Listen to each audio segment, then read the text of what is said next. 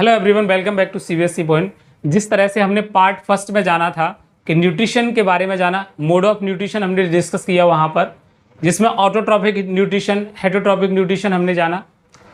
Heterotrophs के part भी हमने जाने, पैरासाइटिक मोड क्या होते हैं, सैप्रोफिटिक मोड क्या होते हैं, होलोजोइक मोड क्या होते हैं। ठीक है, तो हेटरोट्रॉप्स को आप वहीं पे छोड़ दीजिएगा। अभी हम जो डिस्कस करेंगे वो हम डिस्कस करेंगे ऑटोट्रॉफिक मोड। ठीक है, ऑटोट्रॉफिक मोड के अंदर ऑर्गेनिज्म किस तरह से अपना फूड बनाते हैं वो चीज़ यहाँ पर डिस्कस करने वाले हैं हम। ठीक है, तो चलिए हम स्टार्ट करते हैं ऑटोट्रॉफिक मोड। ऑटोट्रॉफिक मोड, देखिए बेसिकली सारे बच्चे जानते हैं इस चीज़ को ऑटोट्रॉफिक मोड क्या होता है, क्योंकि आप प्रीवियस क्लास में पढ़ के आ चुके हैं। लेकिन ऑटोट्रॉफिक मोड के अंदर प्लांट्स किस तरह से अपना फूड बनाते हैं वो चीज़ हम डिस्कस करने वाले हैं। ठीक है, प्लांट जो फूड बनाते हैं वो एक प्रोसेस के थ्रू बनाते हैं, उस प्रोसेस को कॉल करते हैं फोटोसिंथेसिस। क्या बोलते हैं उसे? फोटोसिंथेसिस। फोटोसिंथेसिस। अब ये फोटोसिंथेसिस प्लांट्स के अंदर होती कैसे है? ठीक है, फोटोसिंथेसिस प्लांट्स के अंदर होती कैसे है भाई? किसी भी प्रोसेस को होने के लिए कुछ तो रॉ मटेरियल की आवश्यकता होगी। तो कई बार एग्जाम में क्वेश्चन इस तरह से आया है, what are the raw materials of photosynthesis, इस तरह से क्वेश्चन आया है। तो रॉ मटेरियल्स जो होते हैं फोटोसिंथेसिस के, वो H2O water, carbon dioxide, sunlight, ठीक है, और क्लोरोफिल, इनको रॉ मटेरियल कंसीडर किया जाता है। वाटर आपको रूट एयर से मिलता है, प्लांट रूट एयर से एब्जॉर्ब करके जाइलम के थ्रू पहुंचाता है। कार्बन डाइऑक्साइड आपको एक्सचेंजेस जब होता है तो वहां पर ऑब्टेन हो जाती है स्टोमेटा के अंदर। उसके बाद सनलाइट क्लोरोफिल के द्वारा ट्रैप कर ली जाती है। ठीक है, वहां से ट्रैप करने के बाद उसे रख लिया जाता है और प्लांट्स जब नीड होती है तो अपना भोजन बना लेता है उससे। क्लोरोफिल तो एक पिगमेंट है ये जो प्लांट की लीफ के अंदर प्रेजेंट रहता है। ठीक है, तो अभी जो बेसिकली हम डिस्कस करेंगे वो डिस्कस करेंगे हम मैकेनिज्म ऑफ फोटोसिंथेसिस। फोटोसिंथेसिस होती कैसे है? ठीक है, तो देखिए mechanism of photosynthesis, mechanism of photosynthesis. ठीक है, ये आपके रॉ मटेरियल्स थे, रॉ मटेरियल्स।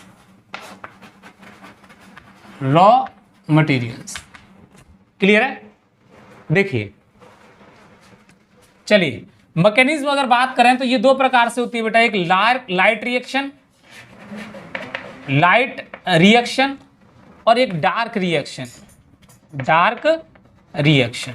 ठीक है, लाइट रिएक्शन जैसा कि आप नाम से ही समझ रहे हैं कि लाइट मतलब लाइट की प्रेजेंट में हो। किसकी प्रेजेंट में? लाइट की प्रेजेंट में, लाइट प्रेजेंस। ठीक है, लाइट की प्रेजेंस में जो प्रोसेस होगी उसे हम लाइट रिएक्शन कंसीडर करेंगे। ठीक है, इसके अंदर होता क्या है basically? Hydrolysis of water, hydrolysis of water. इसका मतलब है break down of water, break down of water. ठीक है, तो देखिए किस तरह से ब्रेक डाउन होता है H2O वाटर। ठीक है, ये सनलाइट की मदद से, कुछ स्पेशल एंजाइम की मदद से, एंजाइम्स की मदद से ये 2H+ प्रोटॉन्स में टूट जाता है H2O, साथ में 2 इलेक्ट्रॉन्स निकलते हैं और साथ में बेटा O2, इसे बैलेंस कर देता हूं मैं। ठीक है, हाफ O2। तो ये दो जो प्रोटॉन्स हैं ये आगे काम आएंगे, किस तरह से प्लांट से एनर्जी का फॉर्मेशन करेगा। 2 इलेक्ट्रॉन्स भी ये हेल्प करेंगे जब ATP का फॉर्मेशन होगा। और ऑक्सीजन तो आप जानते ही हैं कि प्लांट रिलीज करेगा ऑक्सीजन। ठीक है, प्लांट्स नहीं होते तो हम कैसे सर्वाइव कर पाते, क्योंकि ऑक्सीजन तो वहीं से मिलती है ना। तो ये प्रोसेस होती है तभी तो ऑक्सीजन रिलीज करते हैं, लेकिन रात के दौरान नहीं होती है, इसीलिए बोलते हैं प्लांट्स के नीचे नहीं सोना चाहिए। कुछ स्पेशल ऐसे प्लांट्स हैं जो 24 आवर्स ऑक्सीजन देते हैं। ठीक है, तो ये लाइट का मतलब लाइट की प्रेजेंट में है, तो इसका मतलब है कि डे टाइम ही होगा ये प्रोसेस। ठीक है, अब देखिए एक प्लांट के अंदर यूटिलाइज सोर्स प्रेजेंट रहता है, उस सोर्स को बोलते हैं हम NADP। ये यूटिलाइज सोर्स क्या करता है? ये 2H+ आयंस के साथ कंबाइन होकर ये फॉर्म करता है NADPH2, इसे बोलते हैं न्यूक्लियोलाइड एडेनिन डाइफॉस्फेट। क्लियर है? ये भी एक एनर्जी है, लेकिन ये भी एक एनर्जी की फॉर्म है बट लेकिन रिच फॉर्म नहीं है। कैसी फॉर्म नहीं है? रिच फॉर्म नहीं है। प्लांट को जिस एनर्जी की आवश्यकता है वो एनर्जी नहीं है। तो वो कौन सी एनर्जी है जिसकी आवश्यकता है? हमें कौन सी एनर्जी की आवश्यकता होती है? ये भी टॉपिक हम डिस्कस करने वाले हैं अपने रेस्पिरेशन में। हमें एटीपी एनर्जी की आवश्यकता होती है। हम जो अभी काम कर पा रहे हैं हम किसकी वजह से कर पा रहे हैं? एनर्जी की वजह से। ठीक है, तो देखिए प्लांट के अंदर एक यूटिलाइज सोर्स और होता है जिसे बोलते हैं हम एडीपी। और प्लांट के अंदर बायोफॉस्फेट आयंस प्रेजेंट रहते हैं। इन बायोफॉस्फेट आयंस के कंबाइन होने के बाद 2 इलेक्ट्रॉन की मदद से ये फॉर्म करता है ATP, adenosine triphosphate, adenosine triphosphate. Clear है? अब देखिए जिस एनर्जी की आवश्यकता थी प्लांट को वो एनर्जी बन गई है। किसी एनर्जी की तो आवश्यकता थी। बेसिकली ऑर्गेनिज्म को किस एनर्जी की आवश्यकता होती है? एटीपी की। ये जो सोर्स है प्लांट के अंदर, इन सोर्सेज का काम क्या होगा? ये सोर्सेज फूड बनाने में हेल्प करेंगे। क्लियर है? फूड जब बनेगा तो वहां पर हम देखेंगे कार्बन डाइऑक्साइड की प्रेजेंट में ये एनर्जी की आवश्यकता होगी और उसके बाद हमें जो मिलेंगे NADP, ADP, ये सारी चीजें प्राप्त होंगी।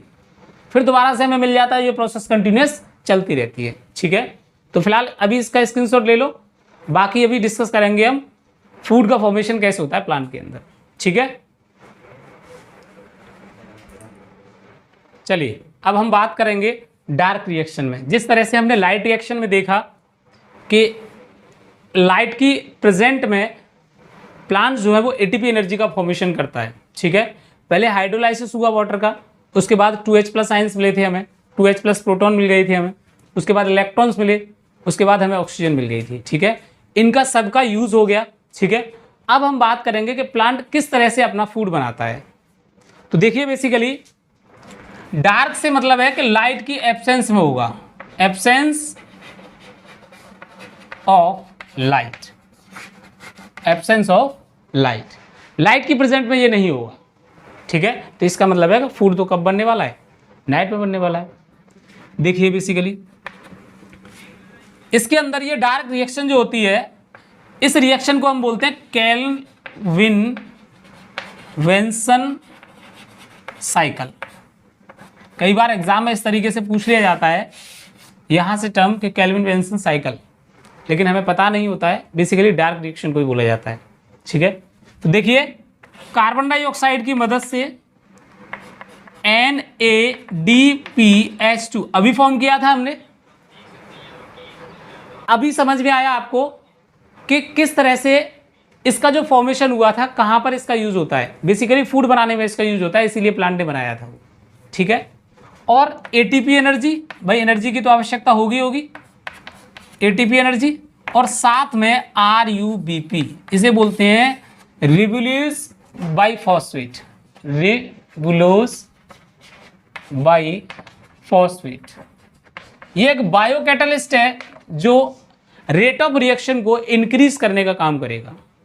ठीक है, इस तरह से प्लांट्स C6H12O6 और NADP प्लस ADP और प्लस RUBP, ये एक ऐसा कैटलिस्ट है जो रेट ऑफ रिएक्शन को बढ़ा देगा लेकिन अपने अंदर कोई चेंज नहीं करेगा, इसीलिए इसे बायो कैटलिस्ट बोला जाता है। ठीक है, तो किस तरह से देखिए फूड की आवश्यकता यही तो है, फूड प्लांट से इसको बना लिया। कार्बन डाइऑक्साइड की प्रेजेंट में NADPH2, एडिनोसाइन ट्राइफॉस्फेट, RUBP, ये एक बायो कैटलिस्ट जिसकी मदद से रेट ऑफ रिएक्शन को इंक्रीज किया गया और इस तरह से ग्लूकोज मिला NADPH2।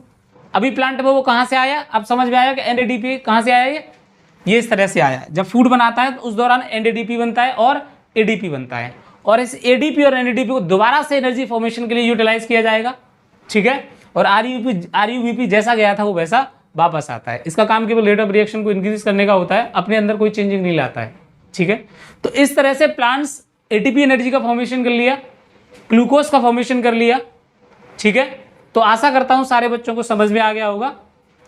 इस वीडियो में इतना ही, बाकी हम नेक्स्ट डिस्कस करेंगे। अगर वीडियो आपको अच्छा लगा हो तो लाइक शेयर और सब्सक्राइब जरूर कर दें।